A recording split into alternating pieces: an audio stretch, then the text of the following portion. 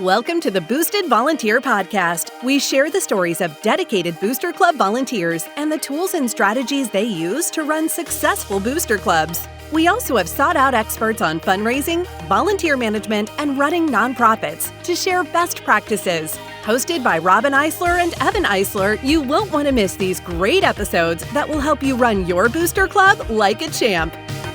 Welcome back to the Booster Volunteer. My name's Evan Eisler. I'm joined today with Robin Eisler. Hi, Robin. How are you doing today? Good, Evan. How are you? I'm good. It's always great to have you. It's always fun to do an episode. I love when we get to dive into specific topics about booster clubs together. Yeah, it's always a good time. Well, we got a great episode in store today, the top 10 Booster Club Blunders. Oh, man. It's going to be a good one, I think. Well, here at Booster Hub, we're working with hundreds of clubs and thousands of volunteers every day. And so we see a lot of things, and we see a lot of people do things really well, and a lot of times people do things not very well. So today we're going to dive into those 10 big things that we see that can cause a lot of problems for your booster clubs. Yeah, it's Booster Hub. We dive into clubs really deep a lot of times because we're helping them get organized and streamline their operations and revolutionize their booster clubs with our software. And along the way, that uncovers some of the problems. And some of them aren't, there's obvious ones like fraud or things like that. But some of the top 10 blunders aren't things that you would even think are problems, but we see them and then they manifest and they become bigger issues and really impact the success of the club. So I'm excited to talk about these today. Well, let's just jump right into it. The first blunder that we see is people saying, we don't spend any money on tools or admin costs. What do you think about that? Well, there's an old adage, you have to spend money to make money. And if you have a solid infrastructure in your booster club, if you have to pay a little money for it, the club should raise 10 times that amount. So in a normal nonprofit, they consider 30% admin costs as normal or what you should be spending. And in a booster club, it's probably not going to be that, but maybe around 5% of your total revenue that you do should be dedicated to admin costs. And those tools and infrastructure that you build with that money should help you increase your capabilities and increase your mission. And we've seen this happen across a lot of booster clubs. So, one example, we had a club come to us a couple of years ago, a soccer team, and their annual budget was about $1,000. They were just raising just enough money to pay for a few things, and that's all their booster club was doing. So in our first conversation with them, they're like, oh, well, we're trying to decide if we should buy Booster Hub or we should buy Parent Booster. And I love both those companies, and you should buy them both. They're really good. They're really going to help you do things. But they're like, oh, that's our whole budget. We'll spend everything. And I looked at them and said, if you do this right and you take this infrastructure that you're building and apply it back to your fundraising and volunteering, it's going to pay for itself tenfold. And in that first year, they went from doing $1,000 a year to doing $11,000 a year. They had tools and resources and ways to collect money that they'd never had before. So it sounds like people start chasing pennies, you're going to start losing dollars. Yeah, you have to really keep your eye on the big picture because you can get really wrapped around the axle of, oh, we're spending $100 here or $200 there, but you could be missing out on $1,000 or $10,000. One of the things I've seen a lot of clubs do lately, which I think is so smart, is a lot of our bigger booster clubs that are doing $50,000 a year or more, they're hiring bookkeepers. You can hire a bookkeeper for $300 a month, which at first that sounds like, ooh, that's a big expense. But if you look at the time that some of these treasurers put into this role, they're spending 10, 20 hours a week trying to keep up with the finances of some of these bigger booster clubs. And you can hire that out. You could take that volunteer and have them go get sponsorships and probably increase your revenue from your booster club tenfold of what that cost is. So you really got to think about what are we putting our money into and what kind of return are we getting in it? And be careful not to go, oh, that's $300. Well, that's $300 that doesn't go to the kids, which is a way a lot of people look at it. But really, it's if you spend that $300, then you're going to raise $3,000 and kids net $2,700. So you got to think about it from that perspective. So the way to have more money is not to save more money, but to make more money. Correct. Yep. You have to spend a little money to make money, right? Well, let's go on to the next blunder we hear. So we're going to make money on t-shirts. Oh my goodness. This is like everyone comes into a booster club. They're like, we're going to sell t-shirts. We're going to make money. Well, you can make money on merchandise and spiritware, but it really takes a strategy. So I was part of a volleyball booster club, and we did an event with a neighbor volleyball booster club. And the president came over. She said, "Oh, this is great. We're going to sell tournament shirts, and I've bought 100 of them, and we're going to split them between the two organizations." And I said, "Oh, no, we don't want to do that, because if you buy a t-shirt for $10 and you sell it for 20 and you order 100 and you only sell 50, you don't make any money on that. Plus, you went through all the trouble of buying the shirts and selling them." So when you want to make money on merchandise or spiritware, you've got to have a strategy and know how many you're going to sell. Like, we never sold t-shirts after I took over the Booster Club without getting pre-orders, because if I didn't have it sold, I didn't want to buy the shirt. And there's some great ways that you can do that now. You can do print on demand. So you just sell a shirt as you go instead of trying to order 100 in bulk. But yeah, that order 100 t-shirts, we're going to make $10,000 or whatever the number, $1,000. We didn't. We lost money on that. So Are there times where it might be better to do one or the other, like print on demand versus buy in bulk? yeah, it's, if you're not sure how many you're going to sell, print on demand is a great way to go, because every t-shirt is a profit instead of losing money till you get to half of them sold. And the other thing I see that a lot of people do with their spiritware is they have too many items. So you have to remember, your fans want something with your logo on it. You don't need 6 different hats. Do 2. The likelihood that you can sell the same amount with 2, it's going to save you time in setting it up. And then it's also going to streamline the inventory if you're doing inventory. We have one booster club that they have t-shirts in 9 different colors. I promise you, selling t-shirts in 9 different colors is not making you more money. So you really want to think about the time invested, things like if you're buying ahead of time, how much you're wasting on unsold items, and really try to simplify your spiritware and your t-shirts and your logo items, because you'll actually make more money on it. But most importantly, you have to have a strategy. And if you do want to make it complicated, do print on demand. Then you Oh can yeah, make if you whatever want to do print on demand, you can pick any color and they can buy one at a time, and you're still making money on every shirt, and you don't have the extra small orange ones in the back that nobody bought, right? Like, they're not Yeah. sitting there in the closet. Well, let's move on to the next one. I sent an email to tell people to volunteer, but no one does. We hear this all the time. This is every day, right? We hear this every day. And I can't emphasize enough to people, when you are on the Booster Club board, you are in it. You know when everything is happening, what's needed. And in your brain, you're thinking, I sent out an email. Why didn't anyone volunteer? Well, the other parents that are not on the Booster Club board, who have maybe multiple kids and their jobs and they're driving to the school, they're just going, they didn't see that email. They have 1,000 unread emails in their email box. And you're thinking, nobody wants to help me. But really, it's a communication problem. So you really want to maximize your communications. And so the rule of thumb that I use is, anytime you have a need, you need to communicate it 7 times. It's an old marketing rule, and it works well for Booster Club volunteers. And that doesn't have to be 7 emails, but it could be like 1 or 2 emails, maybe an in-app notification, perhaps a social media post, something like that. You want to get it out there enough times that the parents are like, oh man, I was going to volunteer, but I forgot. But now the link's there. I'm going to click it and go for it. So if you have a volunteer problem, and really if you have a fundraising problem, you have a communication problem. So really think about your communication strategy. And there's a lot of apps nowadays that kind of put it all together, make it easy to connect everyone and all the members in your club. Yeah, we did a communications webinar last month, and the app notifications, the banner notifications and SMS, those have about a 90% read rate versus email that has a 20% read rate. So if you're not using like some type of tool outside of email, you really should be, because that's really how you can get people's attention. Let's jump to our next one. We don't reconcile our accounts. Oh my goodness. Yikes. What are your thoughts on this?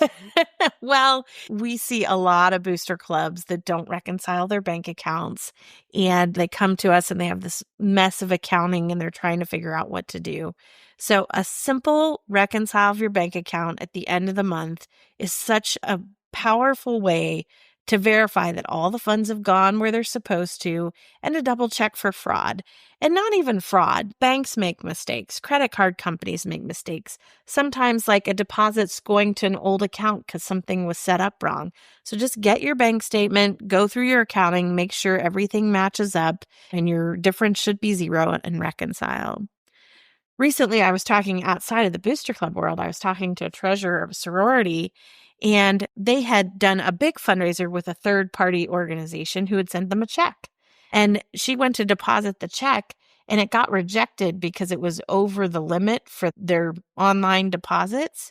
And so this treasurer decided to go back and see what happened the year before, thinking, how did they deposit the check the year before? And she found out that the check the year before had done the same thing and had never been caught because no one had reconciled the books. This was a significant amount of money, tens of thousands of dollars, that just never got deposited, and no one reconciled the bank account, so it never got caught. Fortunately, they had a good treasurer coming in, and she went back and checked all the boxes and discovered this north of $50,000 mistake, which is huge for the organization.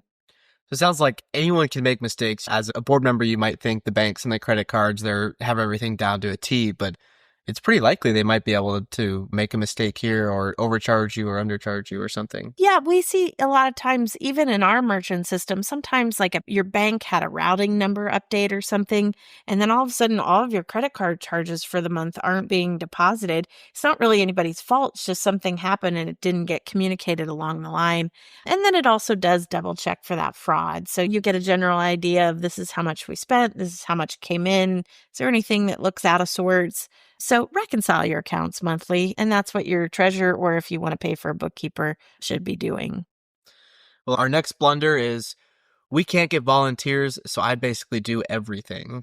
Oh, goodness. We hear this a lot too, don't we? Debbie do everything. That's what I like to say. Well, Debbie do everything is the death of a booster club. As soon as one person starts taking on everything, you lose the community of the booster club, and that starts making it not very long-lived. It's not going to live very long if Debbie's doing everything. So you need to define the roles. You need to recruit people, cheerlead, get them excited, have fun, and then delegate. A lot of times people come into a nonprofit, they're all ready to attack and get things done. And this has happened to me in nonprofits. And then there's nothing specific for them to do, so they get demotivated and then they don't participate.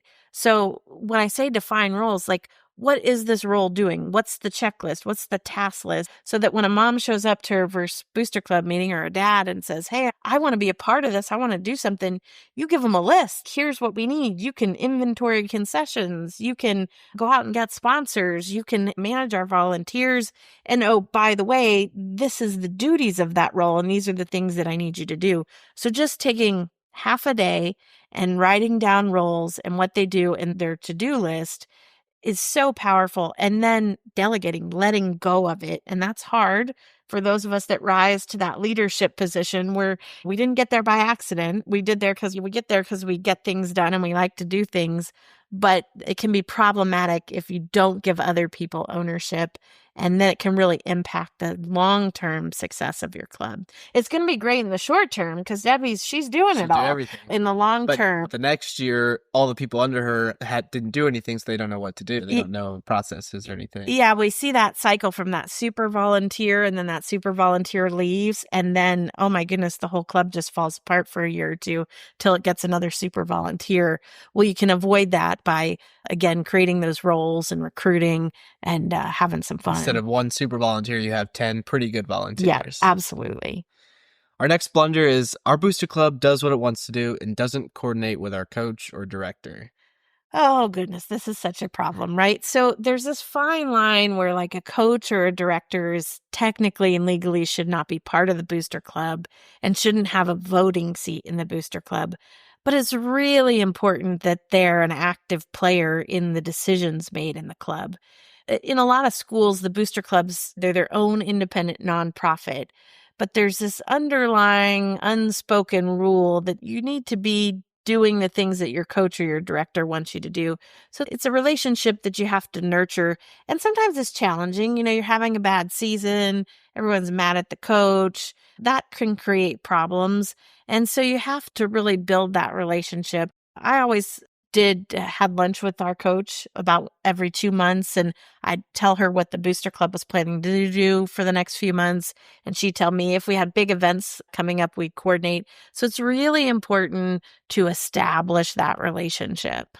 It's probably helpful to know for the Booster Club to know what things the coach is looking to buy for the season, or trips, or just things going on that they might need to raise money for, or with the kids or anything. Yeah, and sometimes the Booster Club can be afraid of the coach, particularly if it's a coach, because it involves how much your kid plays and all this kind of stuff. And it's important to have some boundaries and some established guidelines for that relationship, because we've seen people say, well, we just give the coach whatever they want. Well, you can't do that either, because the Booster Club is its own independent nonprofit corporation. And so you really need to establish the protocols and how that relationship's going to work back and forth.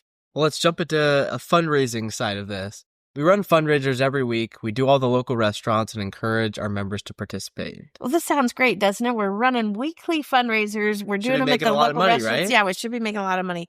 I like to think of fundraising like currency, like money. It is money, but like you only have so much currency with your members. You can only ask them to give so many times.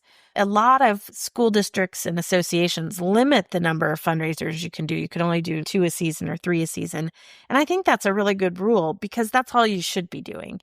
If you're asking your members every week to fundraise and to donate, they get fatigued and then they stop. And so you actually don't do any more than you would have done if you'd have done 2 or 3. So I highly recommend not doing little tiny fundraisers all the time where people are just always hearing, oh, the Booster Club's fundraising again. But it needs to be a 2 or 3 times a year initiative. It needs to be a really big deal with some excitement and some kickoff, some urgency. This is the only time of the year we're going to fundraise. We've got to get it in, because if we don't get it in, we're not going to have enough money to fund everything we need to do for the season. And so when you do these small kind of continuous fundraisers, especially if you're having to remind your members to participate, it really devalues your currency. So save that currency for your really big fundraisers. Go out with a really big bang. Try to raise all your money in 1 or 2 lump sums throughout the year. And some of these little fundraisers are not set up well in terms of the amount of effort you put into the dollar amount you get back. Yeah. It's like, oh, hey, let's sell some chocolate, because it'd be a good deal. So you write emails about selling chocolate. The kids get the pamphlet. They go out and do a whole fundraiser with 100 kids, and you make $800. Well, the kids would have been better off sending 1 email to grandma. You would have raised more money. So you don't want to use your fundraising currency on fundraisers that aren't going to give you a good return. Our next blunder is our membership is complex. Each member pays a certain amount, and that is allocated across programs. The accounting is very complex. Oh, this goodness. All the time. We see these Booster Clubs have been around 20 years, and 20 years ago, somebody decided if you donate $100 to the Booster Club, $10 goes to this and $5 goes to that, and then they get a t-shirt, and then we keep track of, and they get to go to 3 games for free, and we have a log for that. Oh my gosh, just because it's what you've always done doesn't mean that's what you always need to do. Change it, simplify it. You have a limited amount of volunteer hours. You've got whatever tool or infrastructure that you're using, and you need to make those things simple and easy. So in today's automated world, if your fees and payments and memberships and sponsorships can't run on autopilot, they're not right. You need to reevaluate them and change them. In our volleyball Booster Club, the sponsorships were like this, and you got 2 free tickets if you did this and 4 if you did this, but only on Tuesdays. No, that wasn't it. But it was really complex. And I looked at it and said, I can't manage this. I can't run around with a sheet at each game and see who was here. So we changed it. And you know what? We wrote a nice summary of the new system and we sent it out, and we raised more money that year than we'd raised before. So just because this is the way it's always been done doesn't mean that's the way you need to do it. And specifically, I see this applies to memberships and sponsorships. And you can simplify those things. Sometimes we see it on fees too, particularly in our bands. Like this is the way the fees have always been done. In some bands, they have those fees that have always been done, but they're actually not set up in a legal way. There's rules against it. Yeah, that's another blunder. We'll get to that one in just a minute. Well, our next blunder is you must volunteer or else.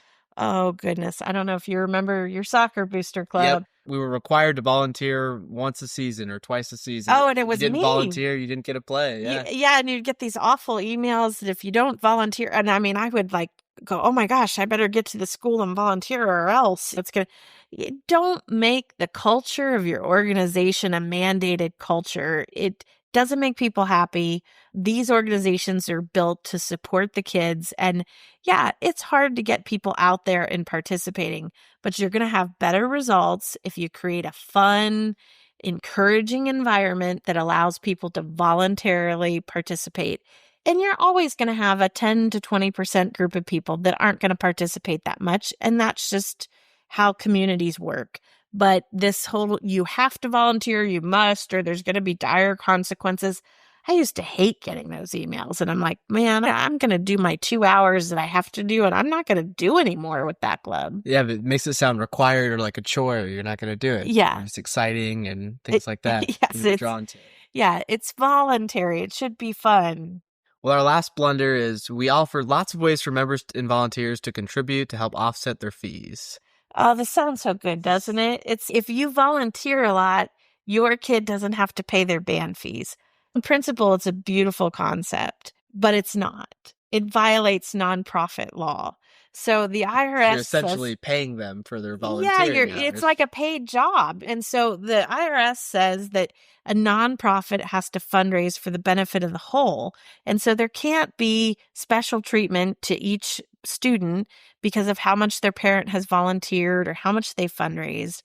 And this goes back, it's kind of an old school thing, like 20 years ago. This particularly applies to our marching bands.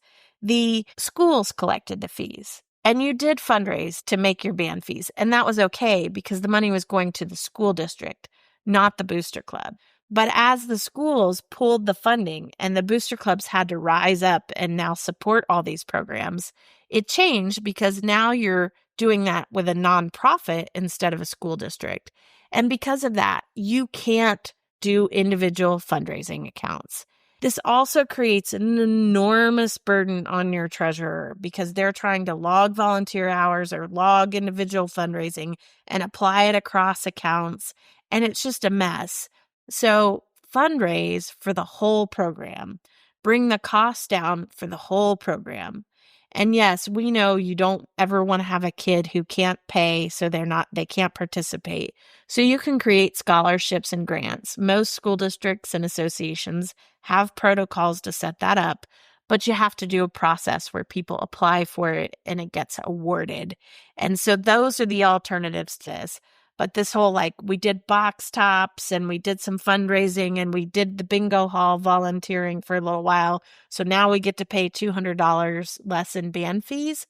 Well, it sounds good, but it's not legal if your organization is a 501c3 nonprofit, which it probably is, and it creates an enormous workload for your volunteers. So simplify it, fundraise for the whole, and then offer those scholarships and grants for those students that can't pay. And some of the clubs might be doing this because that's the way they've always done it. That's the way it's set up as they come in. Yeah, and some clubs, they're like, I have credits from last year. They need to roll over. And you're like, oh my goodness, you don't want the tax people to see this. This is not good. But that's the way they've always done it. And no one has really come in and said, hey, this doesn't work. So that's some great insight, Robin. These are some big blunders. We see these happening every day in booster clubs across the country. We're excited to be able to provide tips and be able to help board members be more effective and run better booster clubs. Yeah, it's great from Booster Hub's perspective. We get to take a look into all these clubs and see these problems on a daily basis. And it helps us guide them and say, hey, I know that this is the way you're doing it, but let me suggest some alternatives. So as your booster club leader, just because that's what you've inherited or that's the way it's always been done, really evaluate things and make sure that you're doing them in the most efficient way possible. You're putting some money into infrastructure. You've got strategies.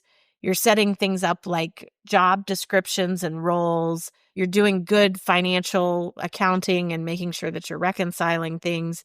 And then you're keeping that whole environment fun and positive and encouraging to get those people to come out there and participate. Yeah, we see a good amount of people come in and complain that Booster Hub doesn't have a way for them to do that specific thing, when really they shouldn't be doing that thing at all, or be doing it. There's a better way to do that thing. It's a fine line. We try to provide the tool to do it the way that it should be done, following best practices, which sometimes goes opposite of what everybody's always done. And so people look at us and are like, why can't you do that? And we're like, well, because it's not legal, actually. So that's why we can't do that. But we really try to provide a framework that will help keep you on a best practice route for your booster club. Thanks for coming on, Robin. I think covered some good stuff, and I hope everyone could learn a good about it. Yeah, these top 10 Booster Club blunders will be on our blog at boosterhub.com if you want to take a look at them. Sounds good. Well, see you guys next time. Thanks for joining us on The Boosted Volunteer. The Boosted Volunteer is brought to you by Booster Hub. To find out more about Booster Hub and how our app can help you improve communications, increase engagement, raise more money, and manage your Booster Club responsibly, visit www.boosterhub.com. And then make sure to search for Booster Club Podcast in Apple Podcasts, Spotify, and Google Podcasts, or anywhere else podcasts are found. Make sure to click subscribe so you don't miss any future episodes. On behalf of the team here at Booster Hub, thanks for listening.